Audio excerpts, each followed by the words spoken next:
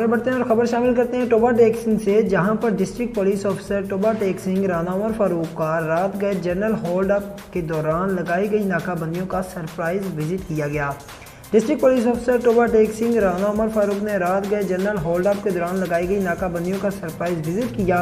इसके अलावा mobile dolphin squad, मुहाफिज squad और एलीट फोर्स मोबाइल गश्त ड्यूटी को चेक किया। जनरल होल्ड अप के दौरान डबल सवारी खासतौर पर 1 to 5 पर सवार मशकूक अफराद, मशकूक गाड़ियां जिनमें 3 से 4 अफराद थे, उनको अच्छी तरह से चेक किया गया।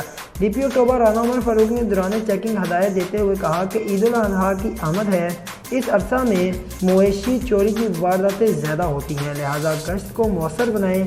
डॉल्फिन और मुहाफिज स्क्वाड गली कूचों में भी गश्त करें और मोबाइल गाड़ियां लिंक रोड पर गश्त करती रहें। आपस में वायरलेस के ज़रिए राब्ते में रहें और किसी भी वक़ुआ पर फौरी रिस्पॉन्ड करें। इसके अलावा कुर्बानी के जानवरों को जगह जगह खड़ा ना होने दें। जानवरों की खरीदारी के लिए मखसूस जगह बनाई गई है।